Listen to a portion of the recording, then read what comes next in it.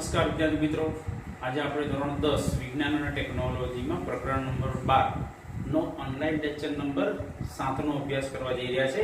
Weightage ખાસ ધ્યાનમાં રાખતા રહેજો. 1 પ્લસ 2 સ્ટાર પ્લસ 3 એટલે કે ટોટલ 6 માર્કનું વેઇટેજ છે. આપણે 3 માર્કની થિયરી લાસ્ટ બે લેક્ચરમાં જોઈ ગયા કે શ્રેણી જોડાણ, એનું સૂત્ર, આકૃતિ, ની લાક્ષણિકતાઓ, ફાયદા અને ગેરફાયદા. એવી રીતના આપણે લાસ્ટ લેક્ચરની અંદર સમાંતર જોડાણની આકૃતિ જોઈ, એનું સૂત્ર આપણે તારવ્યું, એની લાક્ષણિકતા, એના ફાયદા અને એના ગેરફાયદા. તો ખૂબ જ મહત્વના બે પ્રશ્નો તો આપણે નામ આપ્યું ઓપનિંગ બેસમેન્ટ, યાની કે આ નહીં તો આ પૂછાતો હોય છે ઓલ્ટરનેટ. આજે આપણે ખૂબ જ મહત્વનું પોઈન્ટ કે જે વ્યવહારિક જીવન સાથે પણ સંકળાયેલું છે કે વિદ્યુત પ્રવાહની તાપીય અસર. શબ્દમાં જેનો જવાબ સમાયેલો છે કે વિદ્યુત દ્વારા તાપ એટલે ગરમી મળે છે. તો આપણે જોઈએ છે કે પ્રત્યેક વિદ્યુતના સાધનો, પંખો હોય, ટ્યુબલાઇટ હોય, બલ્બ હોય, તો એની અંદર તમે જુઓ છો કે એને આપણે ચાલુ કરીએ અને પછી થોડી વાર પછી હાથ લગાવો, પંખાની નીચેની બાજુ ગરમ લાગે, ટ્યુબલાઇટને આડો તો ટ્યુબલાઇટ ગરમ લાગે, બલ્બને આડો તો બલ્બ ગરમ લાગે. તો એની અંદર જે ફિલામેન્ટ હોય છે, બરોબર છે, એ ફિલામેન્ટ છે ટંગસ્ટનનો બનેલો હોય છે. બલ્બની અંદર જે તમે એકદમ પાતળું જોઈ શકો છો, એનું ગલન બિંદુ તમે જુઓ છો ખૂબ જ ઊંચું હોય છે કે 3380 સેલ્સિયસ જેટલું હોય છે. ખાસ બલ્બની વાત કરવા જઈએ કે જે ફિલામેન્ટ આપણે એમ આકારનો આવેલો હોય છે એ ટંગસ્ટન ધાતુનો બનેલો હોય છે અને 3380 સેલ્સિયસ જેટલું તાપમાન ઊંચું હોય છે. એટલે એ ઘણી વખતે આપણે જોઈશું કે બલ્બનું આયુષ્ય વધારે હોય છે, ઓછું હોય છે. તો બલ્બનું આયુષ્ય વધારે ને ઓછું હોવું તો એ એના અંદર રહેલા ગેસ ઉપર આધારિત છે. જો નિષ્ક્રિય વાયુ આર્ગોન અને નિયોન ભરેલા હોય તો એ બલ્બનું આયુષ્ય વધારે હોય. જો હવા ભરેલી હોય તો એ બલ્બની આયુષ્ય ઓછું હોય. એટલે એ બલ્બ આપણે જોઈએ છે કે શું થાય કે સસ્તો મળતો હોય છે. આપણે પીળો બલ્બ જોઈએ છે પણ એ અંદર હવા ભરેલી હોય છે. પણ જે આપણે એલઈડી બલ્બ જોતા હોય છે અંદર નિયોન અને આર્ગોન હોય છે, તે કંપની 2 થી 3 વર્ષની ગેરંટી આપતી હોય છે. તો એની પ્રસ્તાવના જોઈ આપણે આજે સમજવા જઈ રહ્યા છે કે વિદ્યુત પ્રવાહની તાપીય અસર. પહેલા આપણે એના સાધનો ઉપર ધ્યાન આપીશું કે કયા કયા સાધનો એના પર કાર્યરત કરે છે. એટલે તમને તરત જ એનો કોન્સેપ્ટ મગજમાં બેસી જશે. વિદ્યુત હીટર, એટલે કે પાણી ગરમ કરવા માટે બાથરૂમમાં જે હોય છે એ વિદ્યુત હીટર. આપણે કપડાની ઇસ્ત્રી કરીએ છીએ, વિદ્યુત ઇસ્ત્રી. ટોસ્ટર, વિદ્યુત ટોસ્ટર એટલે શું કે આપણે ત્યાં જે પાઉં હોય છે અને ત્યાં જે આપણને ટોસ્ટ મળે છે, એટલે પાઉંની મશીનની અંદર નાખી દો એટલે એ સુકાઈ જાય. પાઉં પોચી હોય, મશીનની અંદર નાખો, ચોરસ પ્લેટ હોય એટલે થોડી કલાકની અંદર એ ગરમ થઈ જાય અને એ કેવું કડક થઈ જાય. એટલે પાઉંનું જે બ્રેડ છે, બ્રેડનું રૂપાંતર શેમાં થાય? ટોસ્ટનું રૂપાંતર થાય. એટલે વિદ્યુત ટોસ્ટર અને ઓવન, જેનો આપણે દરેક ચાર્ટની અંદર પણ જોઈ શકીએ છીએ કે વિદ્યુત હીટર કે એનો કોને કહી શકાય છે, કે વિદ્યુત ઇસ્ત્રી છે એનો આપણે પોસ્ટર દ્વારા અભ્યાસ કરી શકીએ છીએ. વિદ્યુત ટોસ્ટર છે એ પણ તમે જોઈ શકો છો કે કેવી રીતનું હોય છે, અને ઓવન. આમાં 4 સાધનો પરથી આપણને ખબર પડે કે વિદ્યુત પ્રવાહની તાપીય અસર પર કામ કરતા સાધનો છે. તો સૌથી પહેલા આપણે જેવો વિદ્યુત પ્રવાહ ચાલુ કરીએ ત્યારે 2 છેડા વચ્ચે વિદ્યુત સ્થિતિમાનનો તફાવત ઉત્પન્ન થાય. આપણે જાણીએ છીએ કે આ વિદ્યુત સ્થિતિમાનનો વિશે આપણે શીખી ગયા. વિદ્યુત સ્થિતિમાનનો તફાવત ઉત્પન્ન થાય એટલે ઇલેક્ટ્રોનનો પ્રવાહ વધે. ઇલેક્ટ્રોનનો પ્રવાહ વહે એટલે જે તે અંદર જે વાયર હોય એ હંમેશા જે વાયર હોય છે એ નિક્રોમ ધાતુનો બનેલો હોય છે. એ ગરમ થાય. ગરમ થાય એટલે આપણને શું થાય? ઉષ્મા, યાની કે ગરમી આપે. આ બધાની અંદર આ રીતની અંદર ખોલો તો આ જે નિક્રોમ ધાતુની અંદર વાયરની આ રીતની ગૂંચળાવાળી પ્લેટ હોય છે, બરોબર છે. તો એ પણ તમે જોઈ શકો છો કે એના પરથીના વિદ્યુત તાપીય અસર પર કાર્ય કરતા સાધનો કે જેવો વિદ્યુત પ્રવાહ ચાલુ કરો એટલે 2 છેડા વચ્ચે વિદ્યુત સ્થિતિમાનનો તફાવત ઉત્પન્ન થાય. તફાવતના કારણે ઇલેક્ટ્રોનનો પ્રવાહ વહે છે અને જે તે જે નિક્રોમનો તાર છે ગરમ થાય છે. ને એક્ઝેક્ટ વ્યાખ્યા જોઈએ કે ઊંચા અવરોધ ધરાવતા વાહક તાર જેવા કે નિક્રોમમાંથી વિદ્યુત પ્રવાહ પસાર કરવામાં આવે છે ત્યારે ઉત્પન્ન થતી ઉષ્મા ઉત્પન્ન થાય છે અને ગરમ થાય છે. અને બેટરી સંપૂર્ણપણે ઊર્જાનો વ્યય કરે છે, બરોબર. સતત ઉષ્મા યાની કે ગરમી પેદા કરે છે અને વિદ્યુત પ્રવાહની તાપીય અસર તરીકે ઓળખવામાં આવે છે. તો આપણે અહીંયા આપણે એક વિડિયો દ્વારા પણ આપણે અભ્યાસ કરી શકીએ કે ઓવનની અંદર તો કેવી રીતના એ કાર્ય કરે છે. કે ઓવનની અંદર કોઈ બી વસ્તુ આપણે મૂકીએ છીએ ને કેવી રીતના એ ગરમ થઈ જાય છે, પીઝા છે, બરોબર છે, તો એ બધી વસ્તુ ગરમ કરવા માટે કોઈ ખોરાક છે વસ્તુ ગરમ કરવા માટે ઓવનનો ઉપયોગ કરવામાં આવે છે એવી છે. તો આજનો બીજો મુદ્દો છે કે વિદ્યુત ઉર્જાની આકૃતિ દોરી, સમજૂતી આપો અને તેનું સૂત્ર તારો, બરોબર છે. ખૂબ જ 3 માર્કનો પ્રશ્ન છે. તો સૌથી પહેલા આપણે વિદ્યુત ઉર્જાની આપણે આકૃતિ દોરીશું. તો સૌથી પહેલા અહીંયા એક આપણે અવરોધ R દોરીશું. x અને y બિંદુ વચ્ચે આ બેની વચ્ચે આપણે વોલ્ટામીટર જોડીશું આપણે, અને એને આપણે અહીંયા વિદ્યુત પ્રવાહ પરિપથ સાથે જોડીશું. તો અહીંયા રસ્તામાં આપણે એમીટર આપણે જાણીએ છીએ, અહીંયા કળ કે, અને અહીંયા આપણે આવશે બેટરીનું સંયોજન,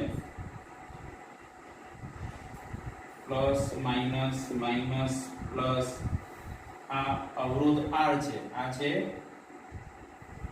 વોલ્ટમીટર, આ છે આપણું એમીટર, કળ કે, અને આ છે આપણી બેટરી. આ રીતના વિદ્યુત ઉર્જાની આપણે આકૃતિ દોરવાની. અવરોધ દોર્યો છે, વોલ્ટમીટર છે, આ રીતના પરિપથમાં જોડવાનું અને એનું સૂત્ર તારવવાનું છે. આકૃતિ દોરો, સર્કિટ દોરો એટલે એનો 1 માર્ક મળે. એનું આપણે સૂત્ર તારવવા જઈ રહ્યા છે. આપણે અંતિમ સૂત્ર આપણે જોઈએ છે કે આપણે આ સૂત્ર તારવવાનું છે. આપણી નજર I અથવા W બરાબર I²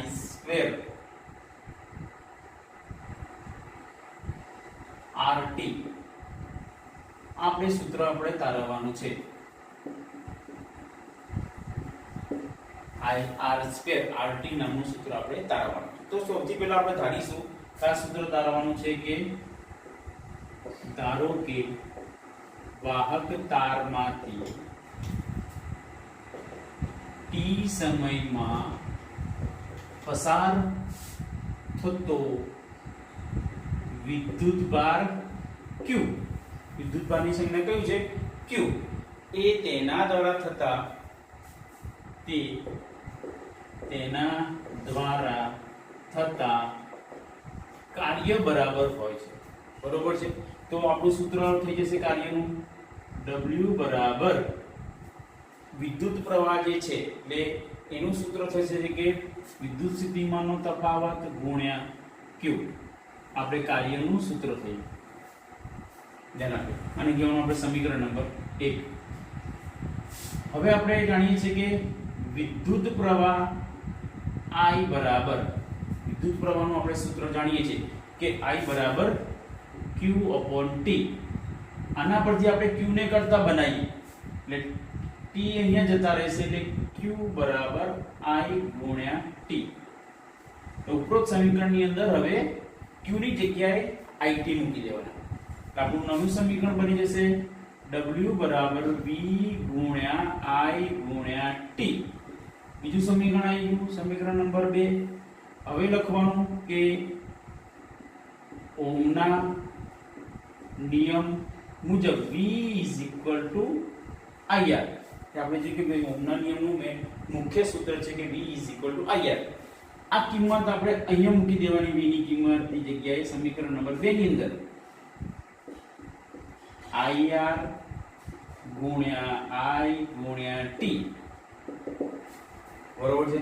એટલે આપણું અંતિમ સમીકરણ બની જશે કે W બરાબર I² I બે વખત થઈ ગયા I² RT, જ્યાં W બરાબર શું છે આપણી પાસે ખર્ચાતી વિદ્યુત ઉર્જા W બરાબર, એને આપણે W ની જગ્યાએ આપણે એ પણ લઈ શકાય કે ઉષ્મા ઉર્જા પણ લઈ શકાય છે. એટલે એની જગ્યાએ આપણે આવું સમીકરણ H બરાબર I² RT પણ લખી શકાય છે, જ્યાં H બરાબર છે આપણી ઉષ્મા ઉર્જા. ઉષ્મા ઉર્જા H બરાબર. આમ આ આપણું સમીકરણ થઈ ગયું કે વિદ્યુત ઉર્જાની આકૃતિ, એનું સમીકરણ, એનો આપણે SI એકમ જોઈએ.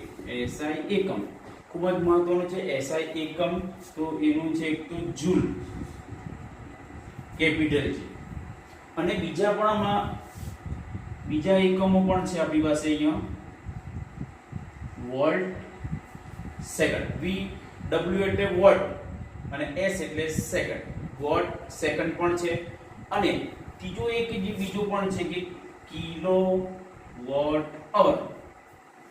ખાસ ધ્યાન આપજો, આ એસઆઈ એકમ છે, બીજા એકમો વોટ સેકન્ડ અને બીજો એકમ છે કિલો વોટ અવર. આમ આપણે આખું વિદ્યુત ઉર્જાની આકૃતિ જોઈ, પરિપથની આકૃતિ જોઈ, એનું સૂત્ર તારવ્યું અને એ સૂત્ર પરથી આપણે એના 3 એસઆઈ એકમો લખ્યા. બરોબર છે? તો એ ખૂબ જ મહત્વનો છે કે આ સૂત્ર તારવો, વિદ્યુત ઉર્જાની આકૃતિ દોરી. આના પર આધારિત છે બીજો એક છે કે જૂલનો નિયમ લખી સમજાવો. ધ્યાન આપજો, એ ખાસ છે કે જૂલનો નિયમ એટલે શું? તો જૂલના નિયમની આપણે વ્યાખ્યા આના પરથી જ કહી શકાય કે વાતાવરણમાંથી વિદ્યુત પ્રવાહ પસાર થાય છે, યાને કે આપણે જોઈએ છે કે વાહક તારમાંથી વિદ્યુત પ્રવાહ પસાર થાય છે ત્યારે તેમાંથી ઉદ્ભવતી ઉષ્મા, એ ઉષ્માને જૂલના નિયમ તરીકે ઓળખવામાં આવે છે. શું શું છે એની વ્યાખ્યા? વાહક તારમાંથી પસાર થતી ઉષ્મા ઊર્જા એટલે H પણ લખી શકાય, WH પણ લખી શકાય છે. બરોબર છે? તેને જૂલનો નિયમ કહે છે. વાહક તારમાંથી પસાર થતી ઉષ્મા ઊર્જાને આપણે જૂલના નિયમ તરીકે ઓળખવામાં આવે છે. સૂત્ર એનું જ આપણે લખી શકાય છે. આ સૂત્ર પર H બરાબર I²RT આ સૂત્ર લખવાનું અને આ સૂત્ર પર આધારિત આપણે 3 ને સમજાવી દેવાના. આ સૂત્ર પરથી જે ચર્ચા કરવાની છે કે H એટલે વિદ્યુત ઊર્જા. નંબર 1, વિદ્યુત ઊર્જા એ વિદ્યુત પ્રવાહના વર્ગના સમપ્રમાણમાં હોય છે. એ બંને સામસામે છે. નંબર 2, ઉષ્મા ઊર્જા એ R એટલે અવરોધના સમપ્રમાણમાં હોય છે. સમપ્રમાણમાં હોય એટલે કે ઉષ્મા ઊર્જા વધે તો અવરોધ વધે, આ ઘટે તો આ પણ ઘટે. એ રીતના ઉષ્મા ઊર્જા વધે તો વિદ્યુત પ્રવાહ પણ વધે, પણ એનો વર્ગ છે. અને ત્રીજી થશે કે ઉષ્મા ઊર્જા એ સમય t-ના સમપ્રમાણમાં હોય છે. બીજો 3 માર્કનો પ્રશ્ન છે કે જૂલનો નિયમ લખી તેને સમજાવો. તો જૂલની વ્યાખ્યા લખવાની, એનું સૂત્ર આપણે ઉપરથી ઉષ્મા ઊર્જા લખવાનું, એના સૂત્ર પરથી આપણે 3ની ચર્ચા કરી દેવાની. તો આ પણ આપણે ત્રીજો થઈ ગયો, જૂલનો નિયમ આપી સમજાવો. હવે આપણે જોઈએ છે કે આ જે તાપીય અસર છે કે એના વ્યવહારિક ઉપયોગો કઈ કઈ જગ્યાએ? તો આપણે જોઈએ છે કે વિદ્યુત ઉપકરણો, તો ઉપકરણો આપણે જોઈએ કે વિદ્યુત ઇસ્ત્રી, હીટર, વિદ્યુત ઓવન અને વિદ્યુત ટોસ્ટર. આ ઉપકરણની અંદર આનો ઉપયોગ થાય છે. બરોબર? વિદ્યુત પ્રવાહની તાપીય અસરનો. જ્યારે ફિલામેન્ટ ગરમ થાય છે, બરોબર છે, ફિલામેન્ટ બલ્બની અંદર ફિલામેન્ટ આવે છે, ફિલામેન્ટ ગરમ થાય તો ધીરે ધીરે પ્રકાશ આવે અને સફેદ કલરનું આપણે તૃપ્ત થતું આપણને જોવા મળે છે. આ જે ફ્યુઝ છે, આ જે ફ્યુઝની અંદર પણ તમે જોયું કે જે આ જે વિદ્યુત પ્રવાહની જે તાપીય અસર છે એ ફ્યુઝની અંદર તમે રચના જોઈ શકો છો કે ફ્યુઝ કેવું હોય છે. પણ ફ્યુઝની અંદર તમે પોસ્ટર જોઈ શકો, વચ્ચે આ રીતના વાયર રહેલો છે. જો ઉષ્મા ઊર્જા વધી જાય તો આ જે વચ્ચે રહેલો વાયર છે પીગળી જાય, એટલે શું થઈ જાય કે વિદ્યુત પ્રવાહ અટકી જાય, એટલે આપણા બીજા ઉપકરણોને નુકસાન થતું અટકી જાય છે. એટલે આપણે જે ફ્યુઝ છે કે વિદ્યુત જોડાણો અને પરિપથને ઉપકરણોને બચાવે છે. તો આપણે જોઈએ છે કે હવે તો સમાંતર જોડાણ જોડેલું હોય છે. દરેક રૂમના અલગ અલગ ફ્યુઝ હોય છે. આપણે એમસીબી સ્વિચ પણ હોય છે. ટેકનોલોજી ખૂબ વધી ગઈ છે. સહેજ કરંટ લીકેજ થતો હોય તો પેલી સ્વિચ પડી જતી હોય છે. તો એ પણ તમે સ્વિચ જોઈ શકો છો કે કેવી પ્રકારની હોય છે. બરોબર છે? લાલ બટન હોય, બ્લુ બટન હોય. બરોબર છે? બરોબર છે. જ્યારે એ થાય છે સ્વિચ છે એ નીચે પડી જાય છે. બરોબર છે? અને પછી આપણે દરકર દેવી પડે. બરોબર છે? તો એ પણ તમે જોઈ શકો છો સ્વિચ દ્વારા. ચોથા નંબરનું છે કે જે ફિલામેન્ટ છે, આપણે જે જોઈ ગયા કે ફિલામેન્ટ જે ટંગસ્ટન ધાતુનું બનેલું છે તેનું ગલન બિંદુ 3380°C જેટલું ખૂબ જ ઊંચું હોય છે. આ જે બલ્બ છે એની આયુષ્ય કોના પર આધાર રાખે છે કે એની અંદર કયો વાયુ ભરવામાં આવ્યો છે એના પર આધાર રાખે. જો બલ્બની અંદર નિષ્ક્રિય વાયુ આર્ગોન અને નિયોન ભરવામાં આવેલો હોય તો એનું આયુષ્ય વધારે હોય છે. અને જો બલ્બની અંદર જો હવા ભરેલી હોય તો બલ્બનું આયુષ્ય ઓછું હોય છે. આ ચેપ્ટર પણ વ્યવહારિક જીવન સાથે પણ સંકળાયેલું છે. તો આજે આપણે 3 પ્રશ્નો જોયા: વિદ્યુત પ્રવાહની તાપીય અસર, વિદ્યુત ઉર્જાની આકૃતિ દોરી, એનું સૂત્ર તારવું, એના SI એકમ લખો, અને ત્રીજો જો જૂલના નિયમ આપી સમજાવો. વિદ્યાર્થી મિત્રો, આજે આટલું જ. ઘરે રહો ને સુરક્ષિત રહો.